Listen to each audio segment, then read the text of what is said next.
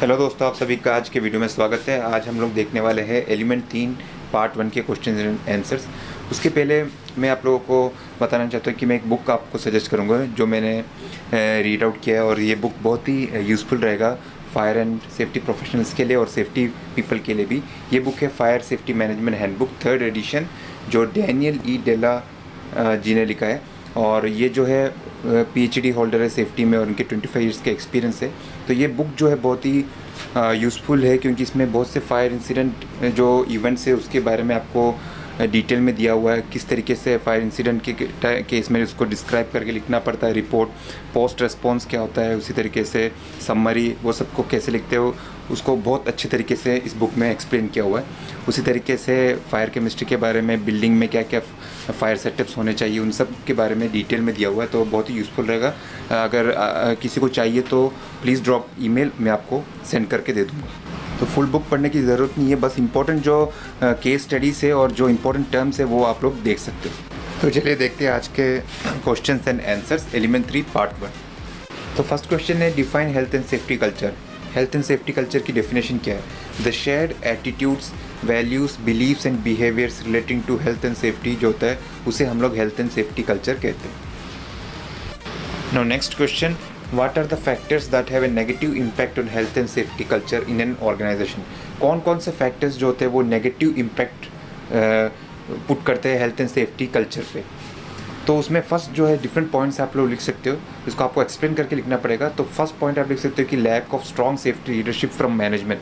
अगर एक मैनेजमेंट से स्ट्रॉन्ग लीडरशिप नहीं है, सेफ्टी लीडरशिप नहीं है, तो वो एक नेगेटिव इम्पैक्ट देता है। उसी तरीके से प्रेजेंस ऑफ ब्लेम कल्चर, अगर आपकी कंपनी में हमेशा ब्लेमिंग कल्चर है, अगर आपकी कंपनी के सुपरवाइज़र आपके लेबर्स को हमेशा ब्लेम करते रहते हैं, तो उस तरीके से एक नेगेटिव इम्पैक्ट पड़ता है। उसी तरीके से lack of management commitment to safety, अगर मैनेजमेंट का कोई कमिटमेंट नहीं रहता है सेफ्टी के प्रति, तो वो भी एक नेगेटिव इम्पैक्ट क्रिएट करता है। उसी तरीके से health and safety receiving lower priority than other business, दूसरे जो बिजनेस या दूसरे डिवीजन के साथ में हमेशा कुछ ना कुछ सेफ्टी का लफड़ा होना, या दूसरे डिविजन्स को ज़्यादा इंपॉर्टेंस देना, सेफ्टी को ज़्यादा इंपॉर्टेंस ना देना। क्योंकि प्रोडक्शन अगर आप देखोगे तो दूसरे डिपार्टमेंट से शायद प्रोडक्शन वैल्यू ज़्यादा रहता है इन टर्म्स ऑफ मनी, तो सेफ्टी को वहाँ पे ज़्यादा डिमांड नहीं मिलता है। उसी तरीके से ऑर्गेनाइजेशनल चेंजेस, कंपनी के मैनेजमेंट का हमेशा चेंज होना, लोगों का चेंज होना, हाई स्टाफ टर्नओवर रेट्स, जिसका मतलब होता है कि लोगों का हमेशा कंपनी छोड़ के चला जाना, सैलरी टाइम पे ना देना, तो उस कारण बहुत से लोग कंपनी को हमेशा छोड़ के चले जाते हैं। तो उससे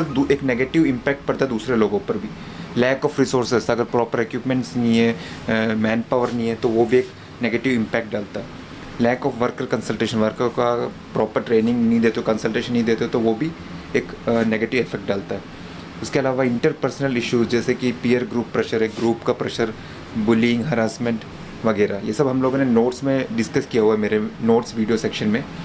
उसके अलावा poor management systems and procedures, उसके अलावा एक्सटर्नल इन्फ्लुएंसेस जैसे कि क्लाइमेट चेंजेस, उसी तरीके से कई किसी देश में, बाहर के देशों में कानूनों का चेंज हो जाना, तो ऐसे बहुत से फैक्टर्स होते हैं जो नेगेटिव इम्पैक्ट डालते हैं हेल्थ एंड सेफ्टी कल्चर पे। तो इसको आपको थोड़ा डिटेल में लिखना पड़ेगा। यहाँ पे मैंने इंपॉर्टेंट पॉइंट्स जो है आपको मेमोराइज करने के लिए दिए हुए, इसको आपको थोड़ा एक्सपेंड करके लिखना पड़ेगा एग्जाम में, ताकि आपको फुल मार्क्स मिल सके। दूसरा क्वेश्चन है, डिफाइन मॉरल। तो मॉरल की डेफिनेशन क्या होती है?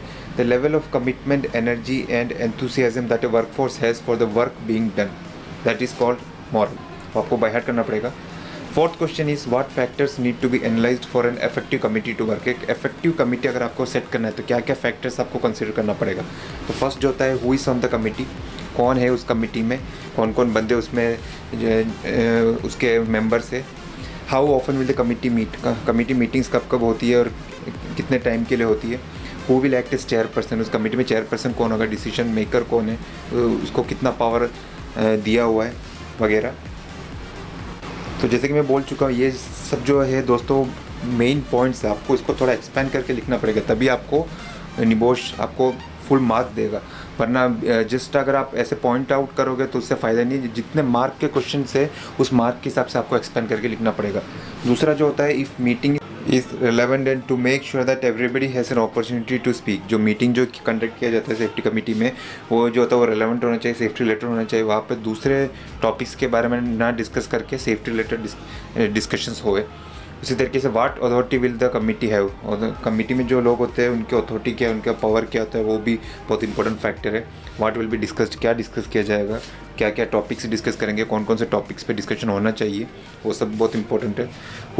हाउ विल द डिस्कशंस भी रिकॉर्ड, किस तरीके से डिस्कशंस को रिकॉर्डेड किया जाए, मिनट्स ऑफ मीटिंग्स जो होते हैं जैसे आपको पता है उसको किस तरीके से रिकॉर्ड किया जाए, उसको किस तरीके से पब्लिश किया जाए दूसरे लोगों के लिए। उसी तरीके से how will issues discuss be followed up, किस तरीके से जो डिसीजंस ले जाते हैं उसको फॉलो अप किया जाए, ये जो है पॉइंट्स लिखने पड़ेंगे।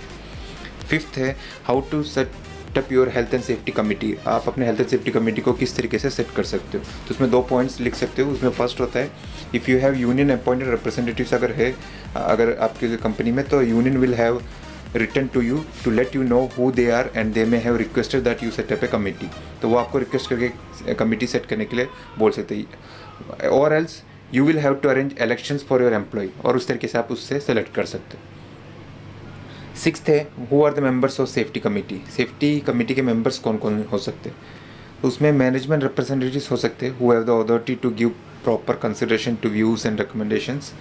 दूसरे जो होते हैं वो होते हैं एम्प्लॉय रिप्रेजेंटेटिव्स, जो अपॉइंटेड किए जाते हैं ट्रेड यूनियन के द्वारा या इलेक्टेड बाय योर वर्कफोर्स, आपके वर्कफोर्स के द्वारा सेलेक्ट किए जाते हैं, या फिर कॉम्बिनेशन ऑफ बोथ। उसके अलावा representatives of others in the work place such as contractors के जो रिप्रेजेंटेटिव्स वो होते हैं उसके members.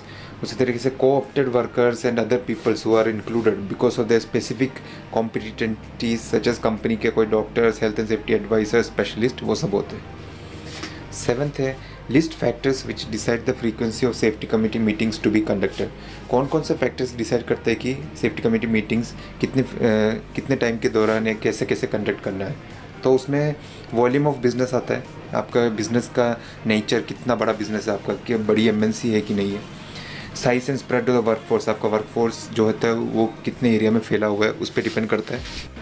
Type of work done in the work place and their associated risk, का कौन कौन सी एक्टिविटीज़ आपके वर्क प्लेस में होती है और उसके रिस्क, जैसे वेल्डिंग हो रहा है, कारपेंटर वर्क हो रहा है, तो उससे रिलेटेड क्या क्या हज़ार्ड या रिस्क है उसके साइज़ पे डिपेंड करता है। उसी तरीके से issues to be discussed and other relevant factors, कौन कौन से इश्यूज़ आपको डिस्कस करना पड़ता है और कौन कौन से रेलेवेंट फैक्टर्स है जो आपके काम को, आपके जो वर्कर्स हैं उनके लिए जो रिस्क है उसको बढ़ा सकते हैं। तो ऐसे जो भी फैक्टर्स होते हैं वो सब जो होता है वो डिसाइड करता है कि सेफ्टी कमेटी मीटिंग्स आपको किस तरीके से कंडक्ट करना है और कितने फ्रीक्वेंसी में उसको कंडक्ट करना पड़ता है। तो इसको ज़्यादा वाइड या एक्सप्लेन करने की ज़रूरत नहीं पड़ती है। इस क्वेश्चन को बस इसको लिस्ट आउट करके थोड़ा सा उसको आप एक्सप्लेन कर दीजिए मार्क के हिसाब से।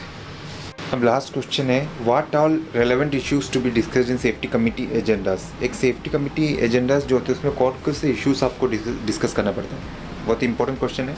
Statistics on accident roads, ill health, sickness and absence, accident records जो देते हैं उसके स्टैटिस्टिक्स, इल हेल्थ, कंपनी में जो कितने लोग बीमार हो रहे हैं, क्या क्या एक्सीडेंट्स हो रहे हैं, क्या क्या सिकनेस एब्सेंस है उसके बारे में आपको डिस्कस करना पड़ता है। Accident investigations and subsequent action, क्या क्या एक्सीडेंट हुए हैं उसके इन्वेस्टिगेशंस, उसके आउटकम, उसके रिजल्ट्स क्या उसके बारे में आपको डिस्कस करना पड़ता है।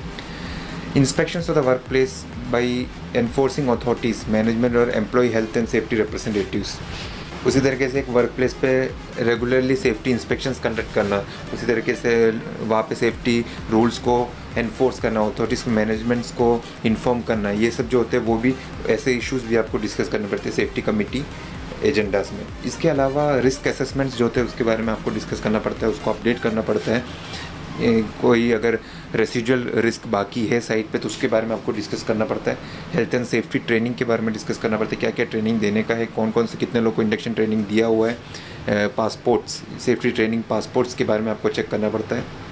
इमरजेंसी प्रोसीजर्स के बारे में आपको एक्सप्लेन करना पड़ता है। अगर आपकी कंपनी के लोग हाइड्रोजन सल्फाइड के एरिया में काम करते हैं तो हाइड्रोजन सल्फाइड के गैस के लीकेज के केस में क्या क्या इमरजेंसी प्रोसीजर्स फॉलो करना है, फायर के केस में क्या क्या इमरजेंसी प्रोसीजर्स करना है, एक्सप्लोजन के केस में क्या क्या करना है, तो वो सब डिस्कस करना पड़ता है। उसी तरीके से changes in work place affecting the health and safety and welfare of employee, उसी तरीके से वर्क प्लेस में अगर कुछ भी चेंजेस आता है जो आपके एम्प्लॉयज़ के हेल्थ एंड सेफ्टी को अफेक्ट करता है तो उसके बारे में भी आपको डिस्कस करना बहुत ज़रूरी होता है।